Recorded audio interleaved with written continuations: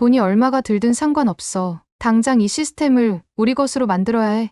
매일같이 사고 소식이 들려오는 뉴욕의 지하철. 브롱크스에서는 총격 사건으로 1명이 사망하고 5명이 부상을 입었고 묻지마 밀치기 범죄는 날이 갈수록 늘어나고 있습니다. 청소년들의 지하철 서핑으로 인한 사망 사고도 끊이지 않고 있습니다. 뉴욕의 지하철은 이제 대중교통이 아닌 위험한 도박이 되어버렸습니다. 그런 가운데 뉴욕 지하철 안전 책임자가 한국의 지하철역에서 무언가를 보고 흥분한 상태로 어딘가로 전화를 하고 있는데요. 도대체 그녀는 무엇을 보고 이토록 흥분한 걸까요? 오늘의 사연, 지금 시작합니다. 잠깐만요.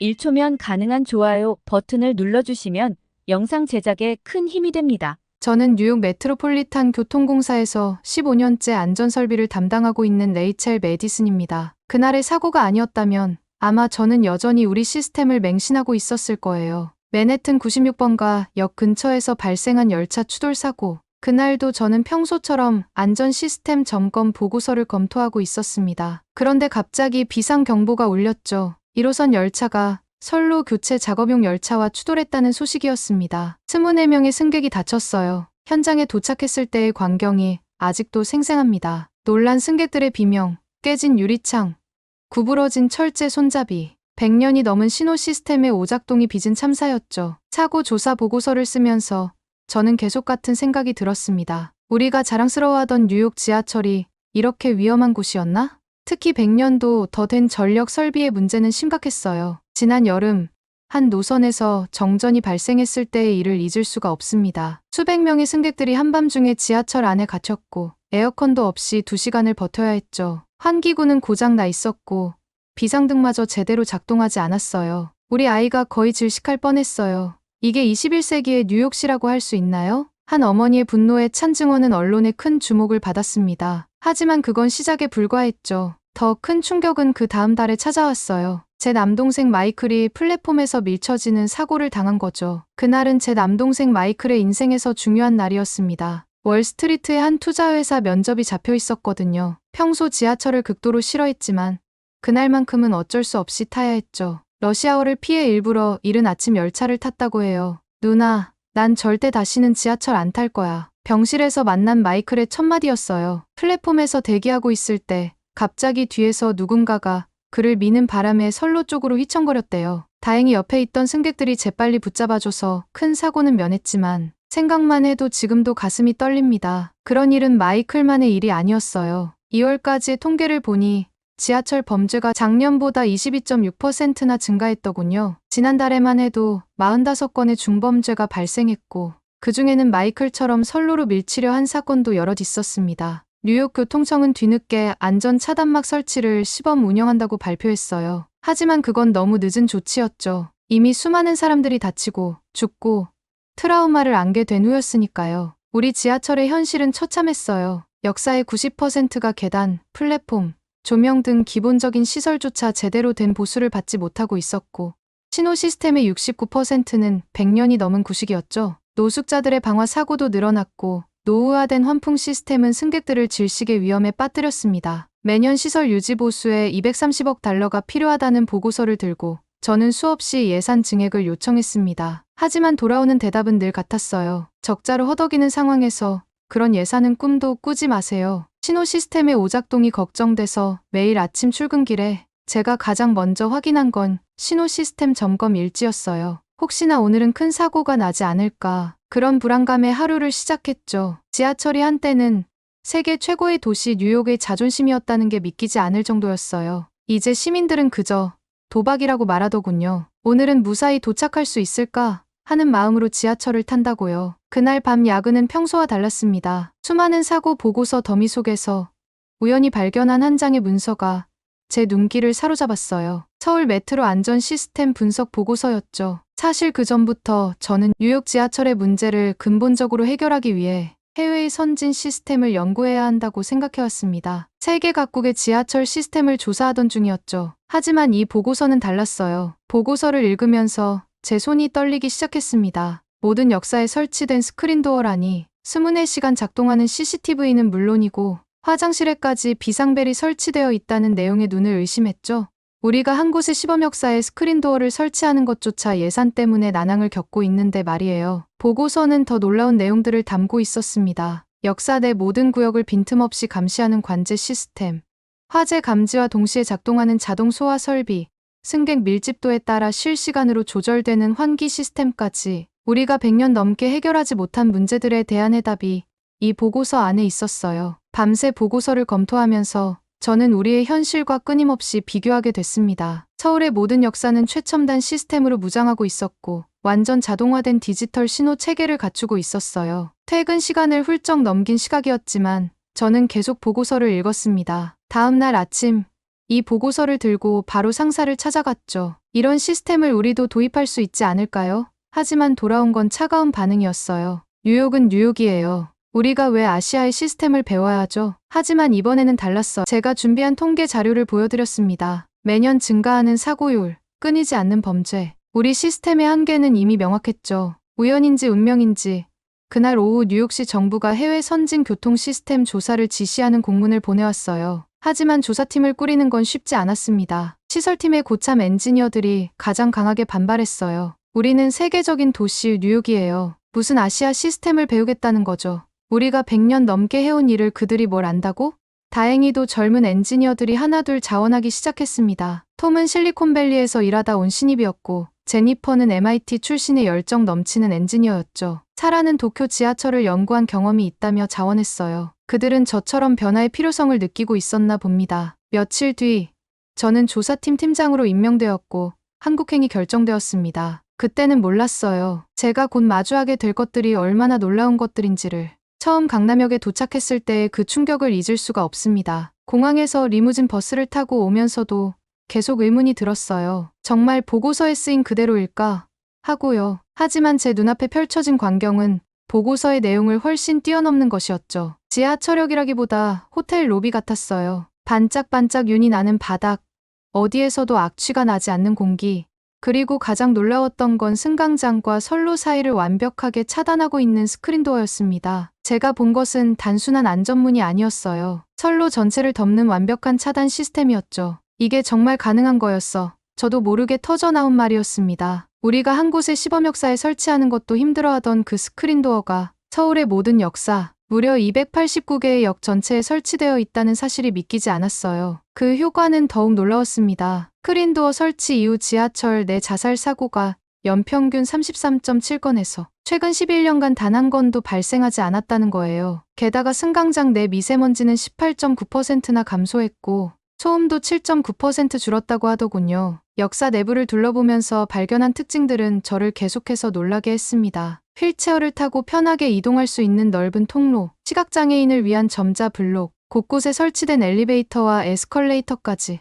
모든 것이 세세하게 계획되고 설계된 흔적이 역력했어요. 특히 인상 깊었던 건 임산부 배려석이었습니다. 분홍색으로 특별히 표시된 좌석은 단순한 배려 표시가 아닌 하나의 문화를 보여주고 있었죠. 각 객차마다 노약 좌석이 지정되어 있는 것은 물론 자전거 이용객을 위한 전용 거치 공간까지 마련되어 있었어요. 레이첼 씨, 이쪽으로 오시죠. 잠시 후 저희를 맞이한 김 과장의 목소리에 정신이 번쩍 들었습니다. 그는 서울교통공사에서 30년 가까이 근무한 베테랑이었어요. 하지만 그의 첫 마디는 제가 예상했던 것과는 전혀 달랐습니다. 지하철은 단순한 교통수단이 아닙니다. 시민의 생명을 지키는 공공재이자 모두가 함께 만들어가는 공간이에요. 그의 말을 듣는 순간 저는 우리가 그동안 얼마나 잘못된 관점으로 지하철을 바라보고 있었는지 깨달았습니다. 뉴욕에서 우리는 지하철을 단순히 A지점에서 B지점으로 사람들을 운송하는 수단으로만 여겼던 거죠. 지금부터 보여드릴 것들이 있습니다. 아마 더 놀라실 거예요. 김 과장의 안내로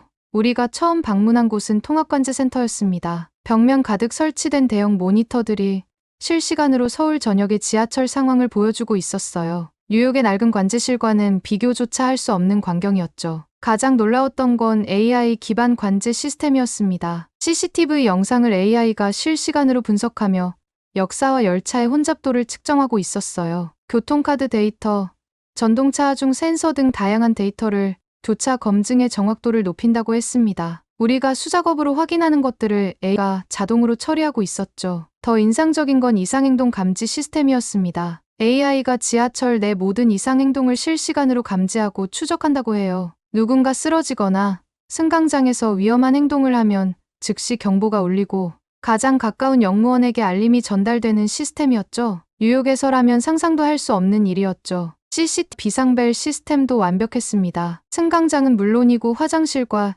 열차 내부 구석구석까지 사각지대 없이 감시가 이뤄지고 있었어요. 특히 인상적이었던 건 비상벨이 울리면 즉시 해당 구역의 CCTV 영상이 관제실에 표시된다는 점이었습니다. 환기 시스템은 또 어떻고요? 실시간 미세먼지 측정으로 자동 환기가 이루어지고 에너지 효율까지 고려한 설계였습니다. 우리가 100년 된 환풍구로 고생하는 동안 이곳은 이미 스마트 환기 시스템을 구축하고 있었던 거죠. 특히 인상적이었던 건 모든 시스템이 유기적으로 연결되어 있다는 점이었어요. 스크린도어의 센서가 이상을 감지하면 즉시 열차 운행에 반영되고 혼잡도 데이터는 실시간으로 열차 배차 간격 조정에 활용되었습니다. 마치 거대한 생명체처럼 모든 것이 하나로 연결되어 움직이고 있었죠. 관제실을 나오면서 저는 깊은 충격에 빠졌습니다. 우리가 그토록 어렵다고 생각했던 것들이 이미 누군가는 완벽하게 해결해 놓았다는 사실이에요. 뉴욕의 지하철이 100년 전에 멈춰 있다면 서울의 지하철은 미래를 달리고 있었습니다. 하지만 김 과장의 말처럼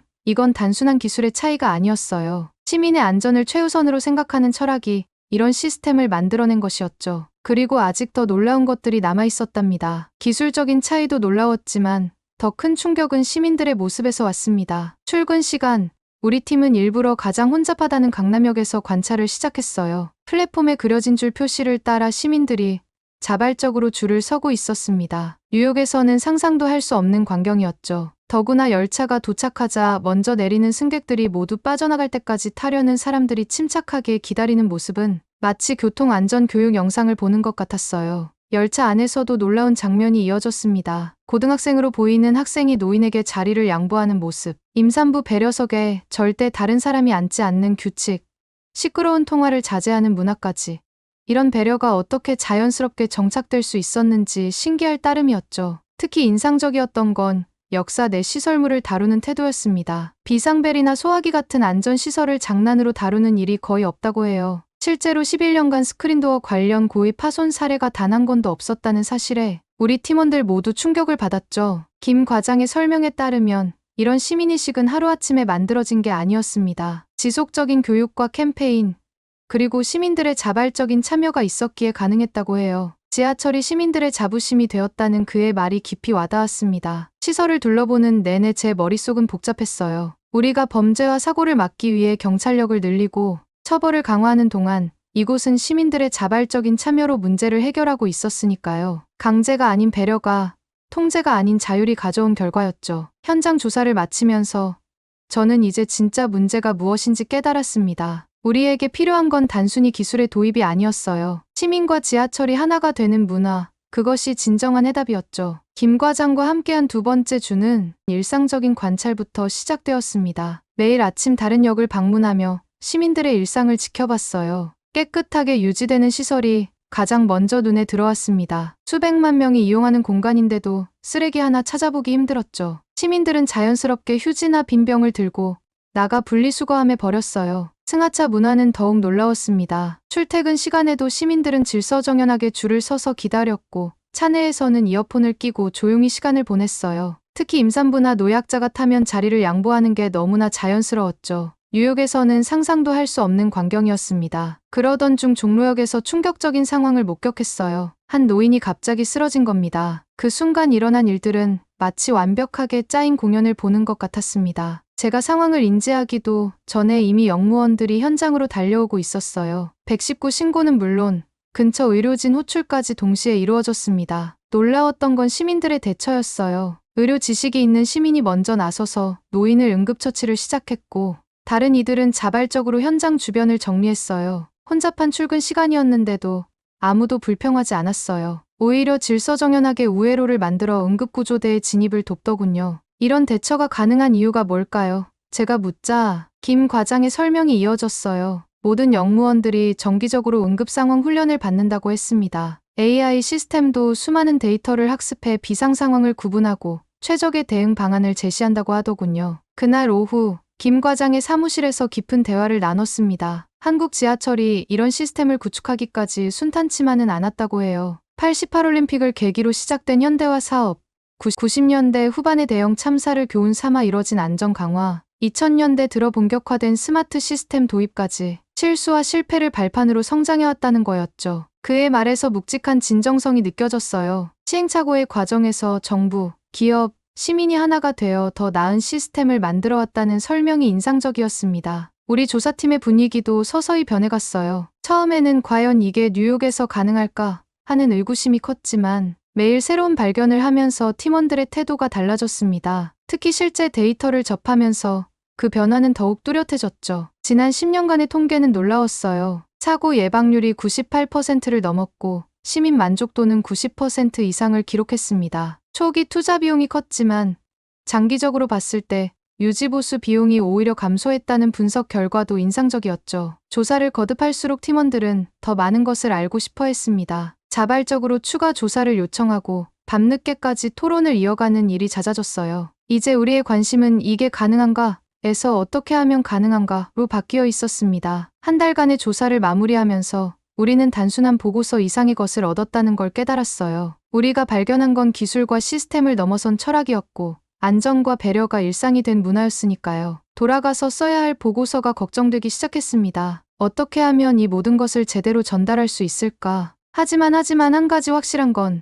더 이상 예전으로 돌아갈 수 없다는 거였어요. 한국의 지하철은 제게 충격을 넘어 희망을 보여주었습니다. 우리도 할 수 있다는 희망, 변화가 가능하다는 희망이었죠. 이제 제가 해야 할 일은 이 희망을 현실로 만드는 것이었답니다. 한국에서 돌아와 보니 올해 초 96번가 역의 그 추돌 사고 이후로도 상황은 전혀 나아지지 않았습니다. 오히려 더 악화되어 가고 있었어요. 새로운 시스템 도입에 대한 우려의 목소리도 컸습니다. 뉴욕은 한국과 달라요. 여기에는 맞지 않을 거예요. 비용이 너무 많이 들어 현실적으로 불가능합니다. 이런 반대 의견들이 쏟아졌죠. 하지만 현실은 우리의 시스템이 한계에 도달했음을 계속해서 증명하고 있었습니다. 11월 퀸스에서 또 다른 비극이 일어났어요. 10대 소년 둘이 지하철 서핑을 하다 추락한 거예요. 한 명은 목숨을 잃었고 다른 한 명은 중상을 입었습니다. 올해 들어 벌써 6번째 사망 사고였고 이런 위험한 행동으로 181명이 체포되었다는 통계가 보여주듯 우리의 안전 시스템은 심각한 결함을 안고 있었죠.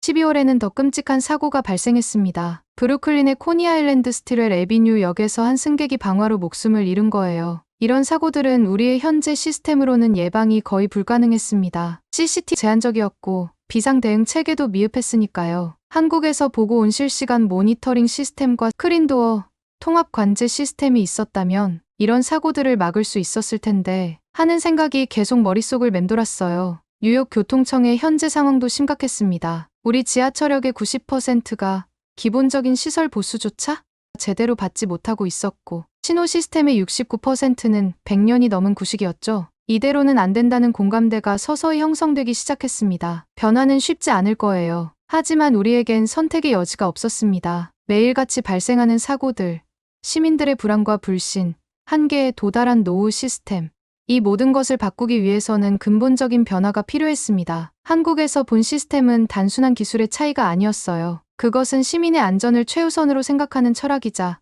현대화된 대중교통의 표준이었습니다. 우리도 이제 그 변화의 길을 걸어가야 할 때였죠. 변화의 바람은 생각보다 빨리 불어왔습니다. 트랩행어스를 비롯한 시민단체들이 지하철 시스템 개선의 필요성을 강력히 제기하기 시작했어요. 30년 넘게 뉴욕 시민들의 교통 권익을 대변해온 그들의 목소리는 무게가 있었죠. 운송노동자연맹의 반응도 긍정적이었습니다. 처음에는 새로운 시스템 도입에 대해 우려하던 그들도 한국의 사례를 자세히 살펴본 후에는 입장이 바뀌었어요. 자동화가 일자리를 뺏는 게 아니라 오히려 더 전문적이고 안전한 일자리를 만들어낸다는 사실을 이해했기 때문이죠. 2024년 뉴욕 교통청은 더 구체적인 변화의 청사진을 발표했습니다. 2029년까지 진행될 684억 달러 규모의 대규모 프로젝트였어요. 특히 예산의 90%를 시설 개보수에 투입하기로 한 결정은 그동안의 방향과는 완전히 달랐습니다. 가장 눈에 띄는 변화는 새로운 열차의 도입이었습니다. 미국 지하철 역사상 처음으로 도입된 개방형 통로 열차는 시민들에게 신선한 충격을 주었어요. 한국에서 보았던 것처럼